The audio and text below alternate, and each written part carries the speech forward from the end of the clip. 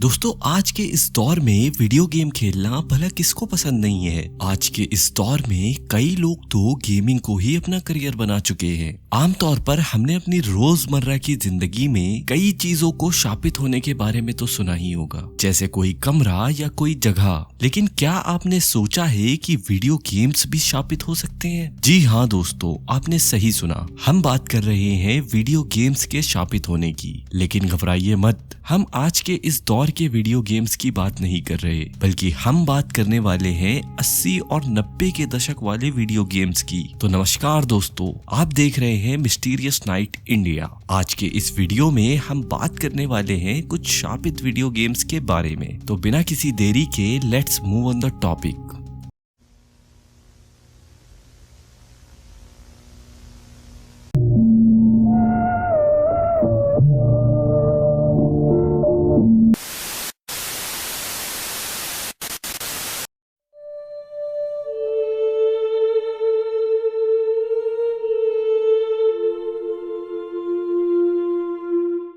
मैडन NFL ये game EA sports द्वारा निर्मित है। पूरी दुनिया में मशहूर इस वीडियो गेम से एक बेहद डरावना रहस्य जुड़ा हुआ है, जिसके मुताबिक जिस भी NFL प्लेयर की तस्वीर इस गेम के कवर पर छप जाती है, उसके साथ कोई न कोई बड़ी दुर्घटना हो जाती है और उसका करियर पूरी तरह से खराब हो जाता है। क्योंकि ये दुर्घटनाएं 16 में से 14 प्लेयर्स के साथ हो चुकी है, जो इस गेम के कवर फोटो में देखे गए थे। अब आप इसे क्या कहेंगे, महज इत्तेफाक या फिर कोई श्राप?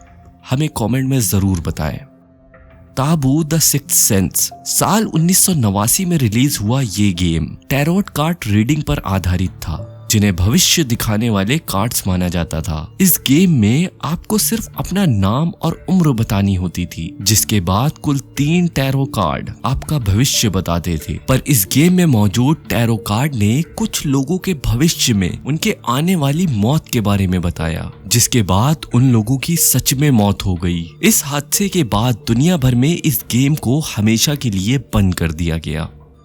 सुपर मारियो गैलेक्सी 2 ये गेम मारियो के बाकी गेम जैसा ही मजेदार गेम है, लेकिन प्लेयर्स जैसे ही शिवरबर्न नामक गैलेक्सी में पहुंचते हैं तो उन्हें एक अजीब सा एहसास होने लगता है, मानो जैसे कोई उन्हें दूर खड़ा घूर रहा हो। और फिर आसपास की ऊंची पहाड़ियों की चोटी पर ठीक से देखने के बाद 3 काली परछाइयां नजर आएंगी, जिनकी नजर हमेशा आप पर रहती है। इन 3 अजीब सी काली परछाइयों को लोगों ने कई अजीब नाम दिए हैं, जैसे कि आत्माएं, भूत या फिर shadow people.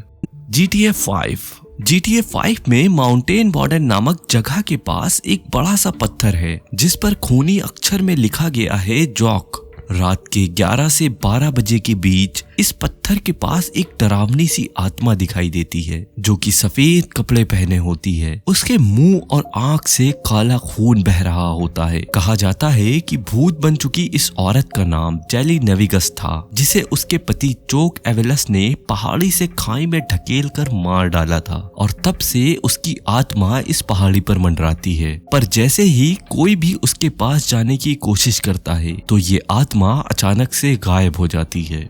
Mario dark web की दुनिया में कहीं पर मारियो की कंप्रेस्ड फाइल मौजूद है, जिसका नाम mario.rar है। इस कंप्रेस्ड फाइल में आपको गेम लॉन्चर के साथ साथ एक बहुत अजीब सी टेक्स्ट फाइल मिलती है। इस टेक्स्ट फाइल में ज्यादातर क्या लिखा है ये अभी तक कोई समझ नहीं पाया है, पर इसमें अंग्रेजी भाषा में एक लाइन बार बार दोहराई गई है, और वो है फाइंड मी। और जब इस फाइल को एक लड़के ने इमेज में कन्वर्ट किया तो उसे एक बेहद डरावनी तस्वीर मिली, जो किसी डरी हुई लड़की की तरह नजर आती है। इस टेक्स्ट फाइल की तरह मारियो का ये गेम भी बहुत ही अजीब है। इसके अंदर ना तो कोई म्यूजिक एनिमे है और ना तो कोई साउंड, और इस गेम को खेलते वक्त बीच में ही धमकियां देने वाले मैसेज दिखाई देते हैं। और जैसे जैसे गेम आगे बढ़ता है वैसे वैसे इस गेम का कलर ब्लैक एंड व्हाइट होता जाता है, और आखिर में इस गेम को पूरा करने के बाद स्क्रीन पर एक मैसेज नजर आता है, जिसमें किसी को बेरहमी से मारे जाने के भयानक डिटेल्स लिखे होते हैं। लिम्बो आपको लगा होगा कि इस मनोरंजक गेम के पीछे शायद ही कोई डरावनी कहानी होगी, पर जिन लोगों ने इस गेम को काफी टाइम खेला है उनका ये कहना है कि ये गेम इंसानों के मौत के बाद का सफर दिखाता है। कुछ लोगों का तो ये भी कहना है कि इस गेम में उस लड़के की आत्माओं को नर्क से गुजरते हुए दिखाया गया है, क्योंकि नर्क के पहले दायरे का नाम भी लिम्बो ही है, जहां पर अपवित्र आत्माएं बसती हैं। फॉलआउट 3 ये एक ओपन वर्ल्ड गेम है, इसलिए इस बड़े से गेम के अंदर बहुत सारी ऐसी चीजें हैं जिनके बारे में लोगों को अब तक कुछ पता ही नहीं है। जैसे कि इस गेम के अंदर भविष्य बताने वाला एक रेडियो स्टेशन है और इस रेडियो स्टेशन पर बहुत सारे अजीब से अनाउंसमेंट किए जाते हैं, जैसे कि इंग्लैंड की रानी एलिजाबेथ की मौत कब होगी और ब्रिटिश स्पीयर को अवार्ड कब मिलेगा। पर इन घटनाओं की तारीखें मॉर्स कोड नाम की एक सांकेतिक भाषा में बताई गई है। पर सबसे चौंकाने वाली बात तो ये है कि भविष्य बताने वाले इस रेडियो स्टेशन के वजूद से इस गेम को बनाने वाली कंपनी ने साफ इनकार कर दिया है। अब ये सोचने वाली बात है कि इस टीचर को इस गेम में ऐड आखिर किसने किया।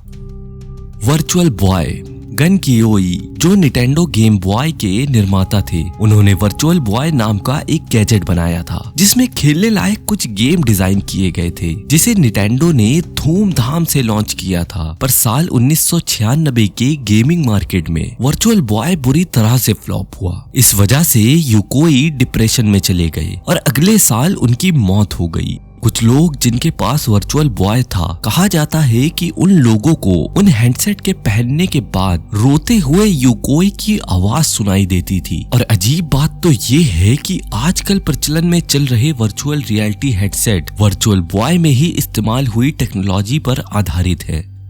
अर्थबाउंड इस गेम के फाइनल स्टेज में आपका सामना होता है इस गेम के बॉस गायगस के साथ, और ये फाइनल स्टेज दिखने में किसी स्त्री के गर्भाशय जैसा है। इसके अंदर प्रवेश करते ही आप इस गेम के फाइनल बॉस गायगस को देख पाते हैं, जो देखने में बहुत ही डरावना है। इस गेम को खेलने वाले प्लेयर्स के मुताबिक गायगस को ठीक से देखने पर आपको पता चलता है कि उसका आकार बिल्कुल छोटे बच्चे जैसा है जो स्त्री के गर्भाशय में बढ़ रहा है। हालांकि इस गेम को बनाने वाले शख्स ने इस बात से साफ इनकार कर दिया है। उसका कहना ये है कि गेम की फाइनल स्टेज उसकी बचपन की भयानक यादों से जुड़ी हुई है, जब उसने गलती से एक डरावनी फिल्म देख ली थी।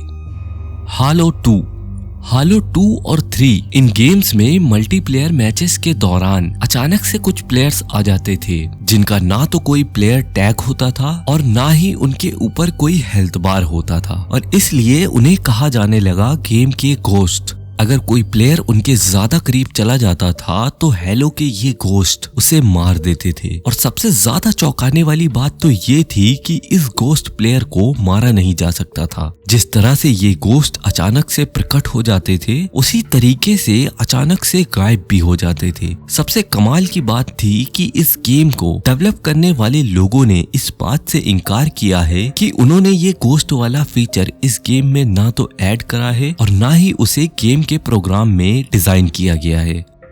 द पास आउट चैलेंज इस गेम को दम घुटा देने वाले द चोकिंग गेम के नाम से भी जाना जाता है। ये गेम युवाओं के बीच खासा पॉपुलर हुआ था। युवा अक्सर इस गेम में ज्यादा स्कोर हासिल करने के लिए अपनी सांस मिनटों तक रोकते थे। इस गेम को इस तरह से डिजाइन किया गया था कि बच्चों को मिनटों तक अपनी सांस रोक कर रखनी होती थी। इस गेम की वजह से अमेरिका में 1000 प्लेयर्स की जानें चली गईं। इसके बाद इस गेम को पूरी तरह से बैन कर दिया गया।